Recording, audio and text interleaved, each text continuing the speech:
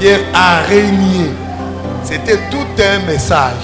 Dans Genèse 2, si vous lisez, là maintenant on dit qu'il n'y avait rien sur la terre pour Dieu n'avait pas encore fait pleuvoir la pluie sur la terre. Et il ne se cache pas parce qu'il a peur, mais c'est qu'il a établi parce qu'il veut passer par la révélation pour qu'il soit compris. Attention, dans ce jardin, il y a aussi l'arbre qui s'appelle l'arbre des vies. Et maintenant, Dieu les chasse pour que pendant cette vie-là, ils ne touchent pas. Jacob a quitté le pays de Canaan, exactement comme Jésus-Christ. Il a quitté le ciel, il a mis la Mésopotamie comme la terre. Il s'appelle Jésus-Christ. Enlève ses anciens vêtements. Quand tu auras fini de les laver, fais-lui porter les nouveaux vêtements. Donc pour servir, il faut préalablement passer par un lavage, par un changement de vêtements.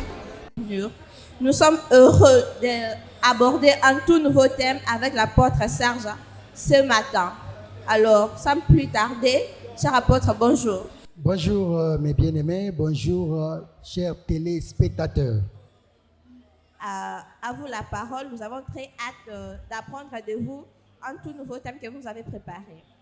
Nous allons prendre une portion de l'Écriture.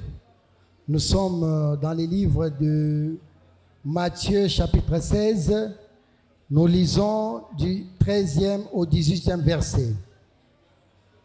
Jésus étant arrivé dans les territoires de Césarée de Philippe, demanda à ses disciples, « Qui dit-on que je suis, moi le Fils de l'homme » Ils répondirent, « Les uns disent que tu es Jean-Baptiste, les autres Élie, les autres Jérémie ou l'un des prophètes.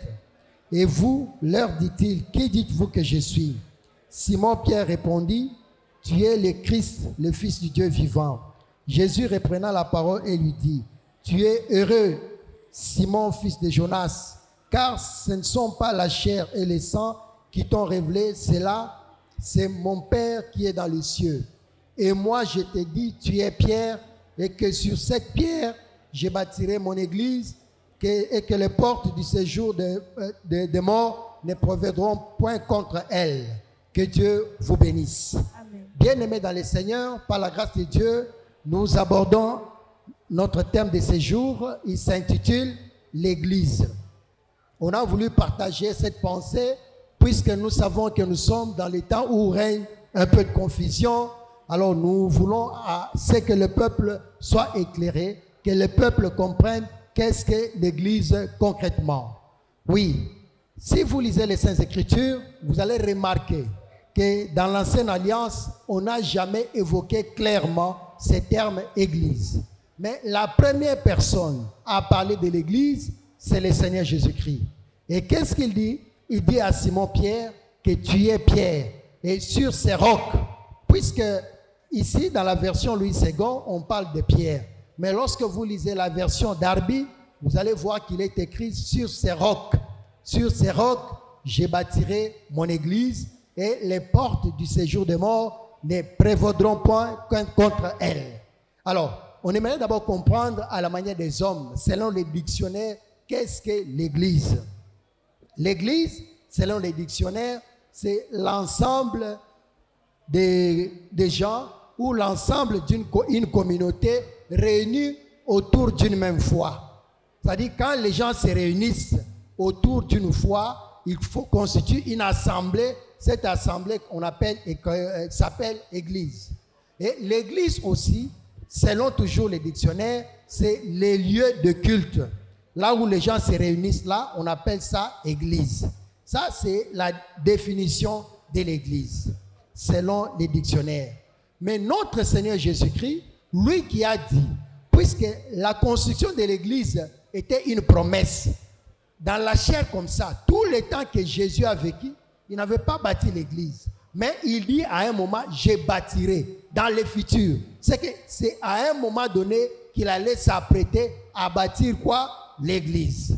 Mais, écoutez maintenant, bien-aimés, il est écrit dans le livre de 2 Corinthiens, chapitre 5, le 16e verset, la Bible dit ceci, que pour le moment, nous ne connaissons plus personne dans la chair. Si autrefois on connaissait Christ dans la chair, maintenant on ne le connaît plus selon la chair. c'est que Jésus, qui avait promis de bâtir son église, comme nous ne connaissons plus selon la chair, automatiquement son église a aussi une autre connotation. Ça ne sera pas une église visible que nous sommes en train de voir comme ça. Mais quand il dit que je bâtirai mon église et les portes du séjour de mort ne prévaudront point contre elle, ça dit que la mort ne peut rien contre l'église de Jésus-Christ. C'est ça un peu ce que ça veut dire. Ou carrément, pour parler en des termes clairs, vous allez remarquer une chose. Lorsque Lazare est mort, ça c'est vraiment important, il faut qu'on le lise. Quand Lazare est mort, il a été ressuscité par Jésus. Mais il y a une conversation qui nous intéresse. Nous sommes dans Jean chapitre 11, 25e au 26e verset.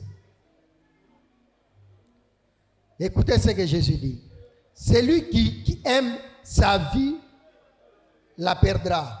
Celui qui est sa vie dans ce monde la conservera pour la vie éternelle. Si quelqu'un me sert, qu'il me suive. Là, je suis dans 12, désolé. C'est 11, 25. Jésus lui dit, je suis la résurrection et la vie. Celui qui croit en moi vivra quand même il serait mort. Celui qui croit en moi vivra quand même il serait mort. Et il ajoute encore quelque chose pour dire, quiconque vit et croit en moi ne mourra jamais. Crois-tu cela? Ici, on est en train de parler de deux choses. Jésus parle de deux choses. Il dit, celui qui croit en moi vivra quand même il serait mort.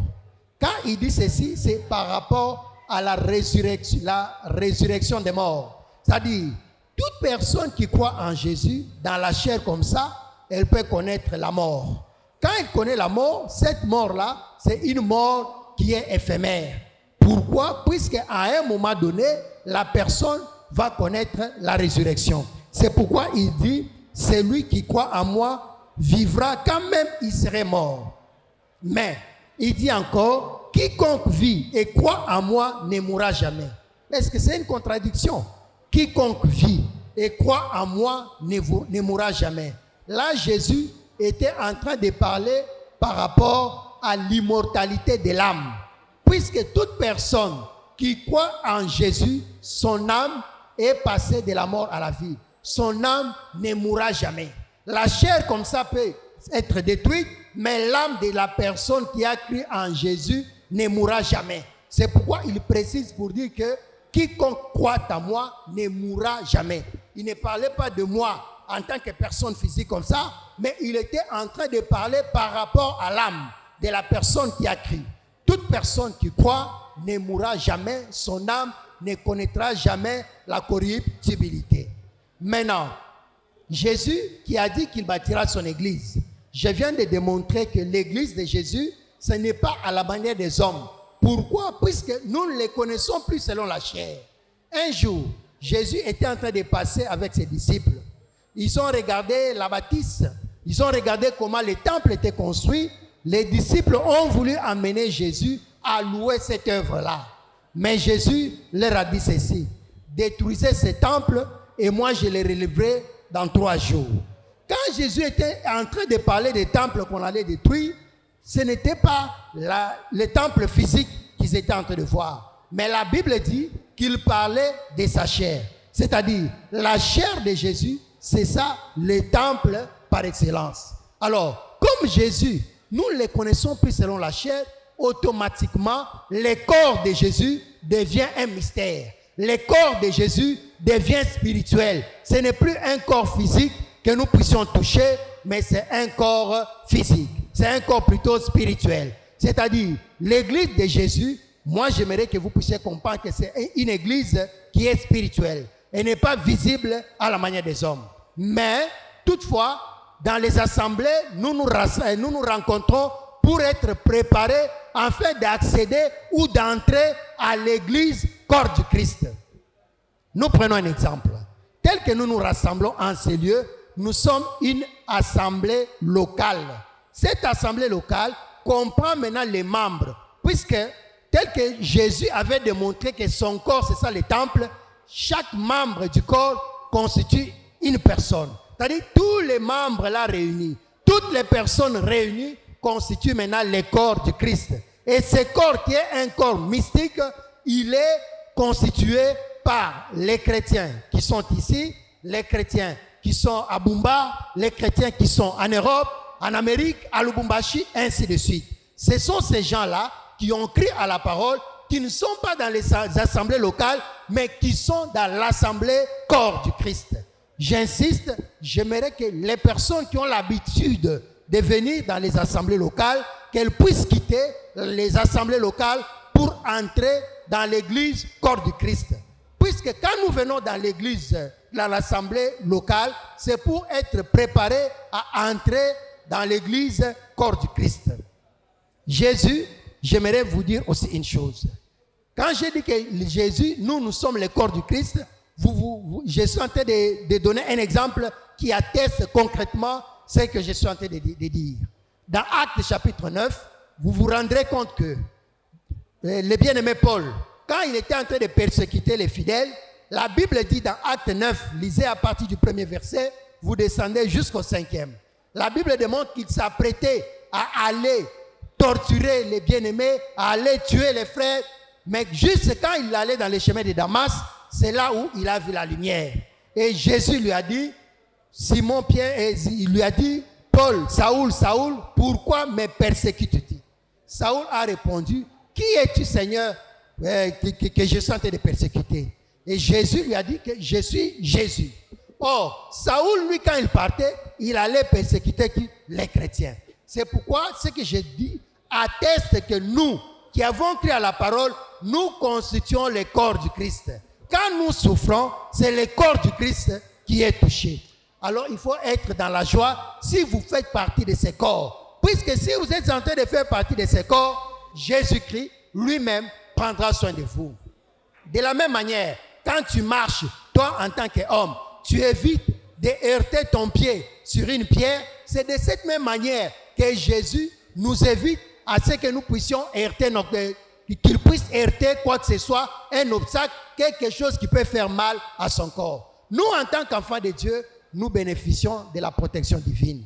Alors, on bénéficie de la protection divine comment? Quand on est dans l'église corps du Christ.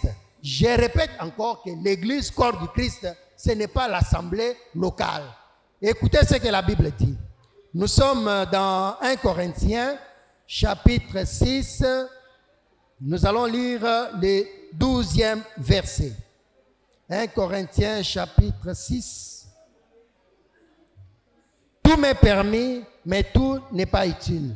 Tout m'est permis, mais je me laisserai asservir par quoi que ce soit. En sorte, je vais prendre les corps, les aliments. Ne savez-vous pas, ok, au verset 15, ne savez-vous pas que vos corps sont des membres du Christ? Donc mon corps, tel que je suis là, constitue un membre de Christ. Prendrai-je donc les membres de Christ pour en faire les membres d'une prostituée? C'est-à-dire que mon frère, ma soeur, quand tu crois à la parole, tu deviens membre du corps du Christ. Et le corps du Christ, c'est ce que nous avons dit que c'est ça, l'église. Alors, comme tu deviens membre du corps de Christ, tu es appelé d'abord à veiller sur ton comportement. Puisque, étant membre du corps de Christ, tu ne peux pas livrer ton corps à l'impudicité. Tu ne peux pas livrer ton corps à l'ivrognerie. Tu ne peux pas livrer ton corps à la sorcellerie. Pourquoi? Puisque le frère Paul dit que je vous ai fiancé à un seul époux, afin de vous faire paraître à Christ comme une vierge pure. C'est-à-dire, la vierge pure, c'est celle qui s'est conservée dans la sanctification. Mais pour faire partie de ce corps, il faudrait au préalable, bien aimé dans le Seigneur, être dans l'église. Quitter les assemblées locales. Quitter les assemblées locales, faites un effort d'entrer dans l'église. L'église, c'est un regroupement de gens mis à part. Quand bien même j'avais dit que dans l'ombre, c'est-à-dire dans l'ancienne alliance, on n'a pas parlé clairement du mot église comme ça. Mais nous voyons seulement des types de l'église. Vous allez remarquer que les enfants d'Israël se sont retrouvés à un moment donné en Égypte. Comme ils étaient en Égypte, et ils ont occupé la terre de Gozen. Là où ils étaient, il y avait une autre loi qui n'était pas semblable à la loi des Égyptiens. C'est-à-dire que c'était des gens qui étaient mis à part. L'église, c'est un regroupement de gens mis à part pour la cause de Christ. C'est-à-dire, vous vous détachez. On ne peut pas parler de l'église s'il n'y a pas encore cet aspect-là des choses. C'est-à-dire, on doit être mis à part, on doit être écarté des choses mondaines pour manifester la nature divine. Et ces regroupements-là, je ne dis pas que c'est seulement l'assemblée de Bypass, mais dans cette assemblée, il y a des gens qui se sont mis à part, qui sont consacrés. Dans une autre église, même de Massina, il y a aussi des gens qui sont mis à part, qui sont consacrés. En Europe, ainsi de suite. Ces gens-là, les regroupements de tous ces gens mis à part, c'est ce qui constitue l'église corps du Christ. Et c'est cette église qui doit se conserver pure pour être présentée devant Christ comme une vierge pure.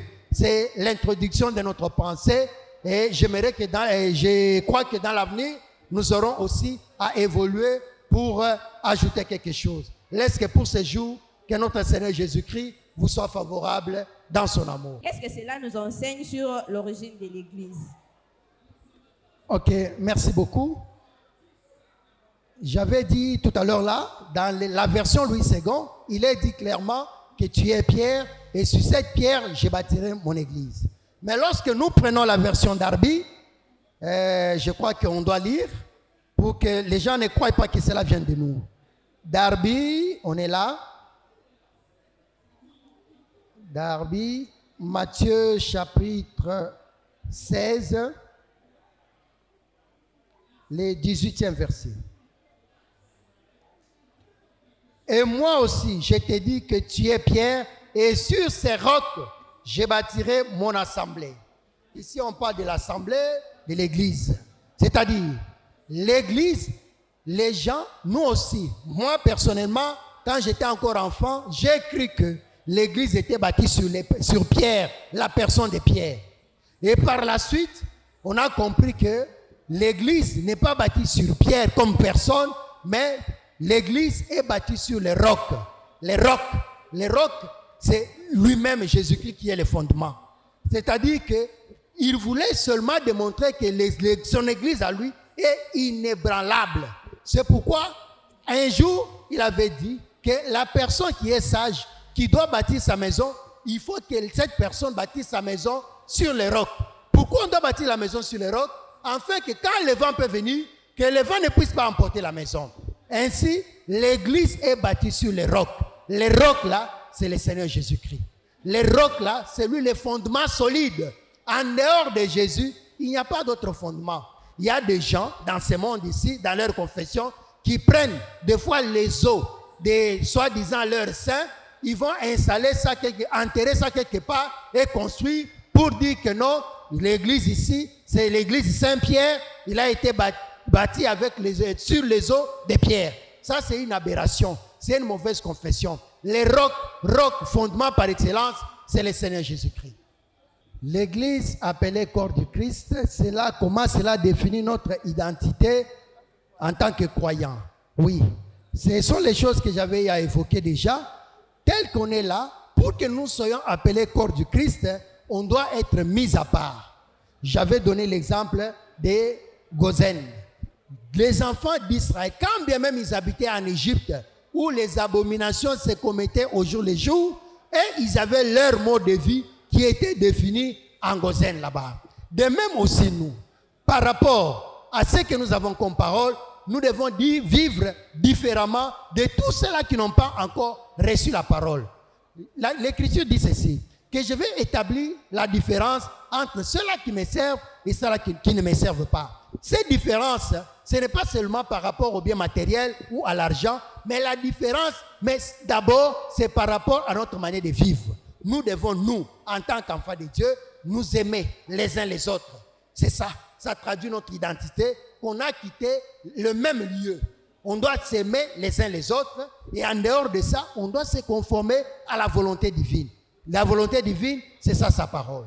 Que Dieu vous bénisse. J'aimerais savoir quelle est la mission de l'Église dans le monde aujourd'hui. La mission de l'Église. La mission de l'Église. Il faut être précis quand tu parles de la mission de l'Église. J'ai défini l'Église. J'aimerais qu'on se comprenne. j'ai démontré d'abord l'Église comme étant le corps mystique de Jésus-Christ. Mais pour alléger les choses, l'Église telle que nous sommes là, j'aimerais dire juste simplement que nous avons la mission d'influencer notre environnement. Influencer notre environnement en laissant la marque de Jésus-Christ autour de notre environnement. C'est-à-dire que quand tu arrives quelque part, c'est pourquoi Jésus pouvait dire que vous êtes la lumière du monde.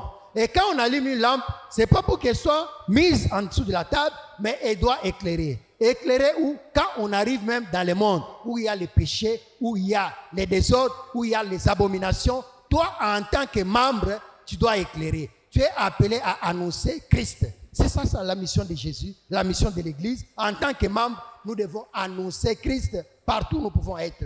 Puisque la Bible dit que cette bonne nouvelle du royaume vous est prêchée et elle doit aller jusqu'aux extrémités de la terre. Et elle ne peut aller qu'aux extrémités de la terre au travers notre façon d'évangéliser. Et quand nous évangélisons, ça fait partie de notre mission.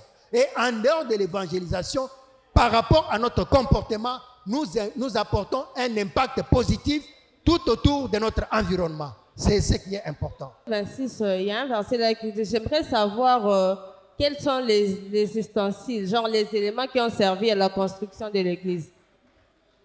Les éléments qui ont servi à la construction de l'église. Mais là, c'est tout un enseignement. J'étais en train de dire tout à l'heure que l'église dont nous parlons, nous, ce n'est pas cette église, les temples à la manière des hommes. Pourquoi? Puisque Jésus était en train de marcher un jour, on lui a montré les temples. Lui, il a dit, détruisez ces temples, moi je vais les rebâtir dans 3 jours. Et la Bible précise que les temples dont il parlait, c'était les corps, son corps à lui. Ce n'est pas les temples physiques là. Et la Bible aussi donne, on peut lire, puisque c'est important, pour éclairer la lanterne. 2 Corinthiens, chapitre 5. On en avait parlé, mais je peux juste lire pour encore apporter des précisions. Le verset 16. Ainsi, dès maintenant, nous ne connaissons personne selon la chair. Et si nous avons connu Christ selon la chair, maintenant nous ne les connaissons plus de cette manière. C'est-à-dire que si on avait connu Christ autrefois selon la chair, maintenant on ne les connaît plus selon la chair. On les connaît spirituellement. Si on les connaît spirituellement, automatiquement, le temple qui est son corps, ce n'est pas un temple physique, ça devient un temple spirituel. Toutefois, j'aimerais un peu descendre pour éclairer la lanterne des gens et dire ceci. Le temple que Moïse avait construit là, puisque Moïse lui avait construit le tabernacle, qui est un peu différent du temple, si on pourra en parler un jour, Moïse lui avait construit le tabernacle. Les ustensiles du temple dont tu parles là, toutes ces choses-là étaient l'ombre des choses à venir. La réalité se trouve en Christ. Je peux juste prendre l'autel de Reims.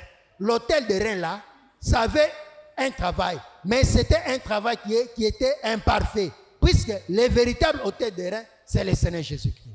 Même si tu peux prendre la bêche avec laquelle on a levé la cendre au niveau de l'autel, cette bêche-là, ça parle de Jésus-Christ. Aujourd'hui, la cendre comme étant la saleté, l'impureté, ce qui ôte l'impureté à nous, c'est la véritable bêche qui est le Seigneur Jésus-Christ. Donc, vous voyez que quand tu me dis les ustensiles du temple, on doit commencer à énumérer l'ustensile par ustensile et démontrer cela par rapport à Christ. C'est un peu ça.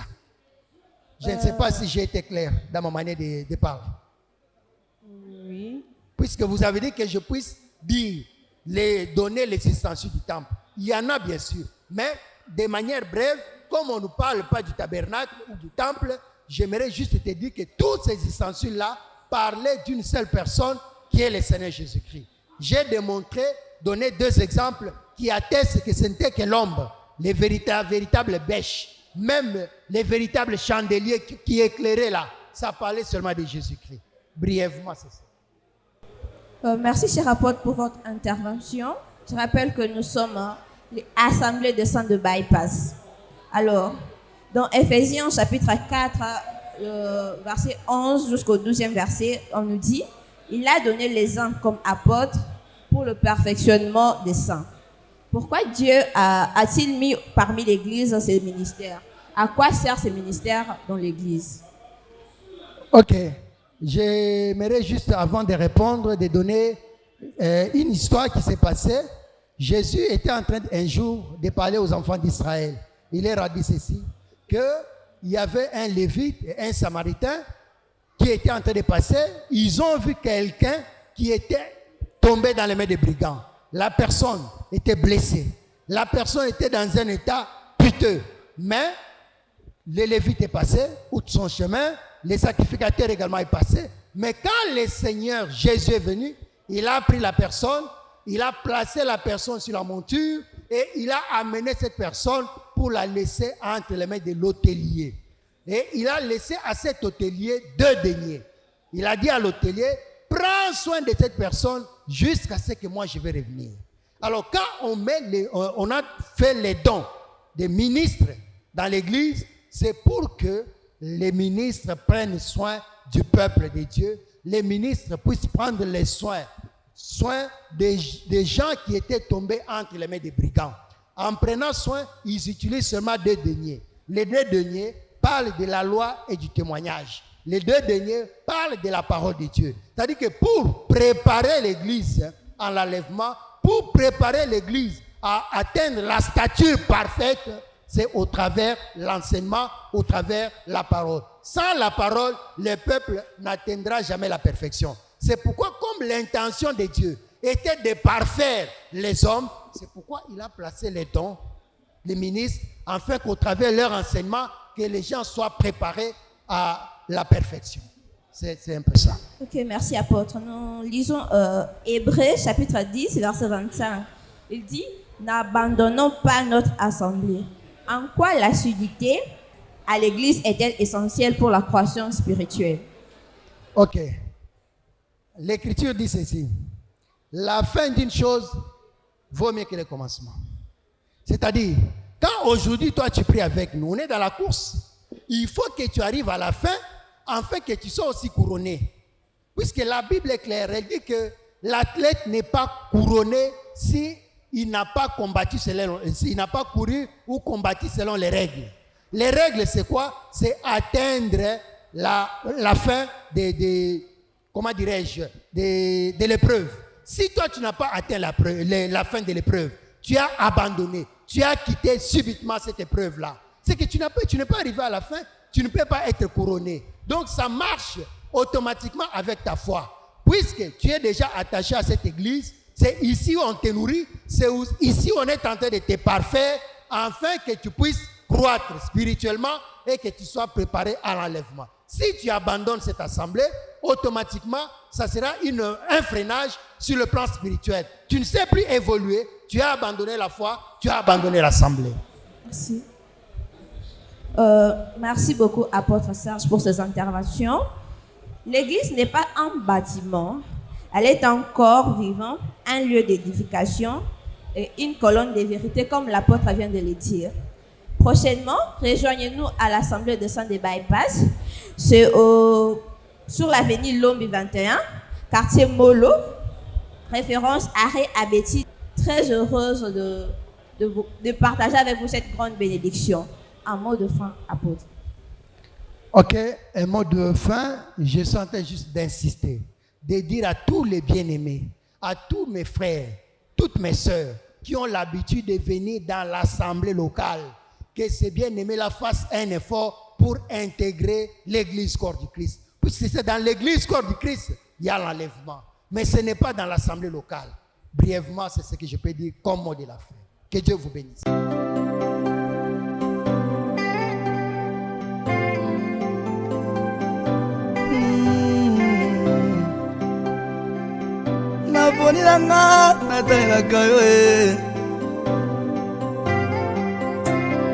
Lelona boy kolela, lelona boy komi tungisa ngaye, elikia ngana bilaka na nzambe, bilaka yango epola kate. Lelona boy kolela, lelona boy komi tungisa ngaye, elikia ngana bilaka na nzambe. Kayango epola kate nazui mokano kolela te natalela nzamba bomo nalobi na te mayele na ngai na liloba na ye Yesu aloba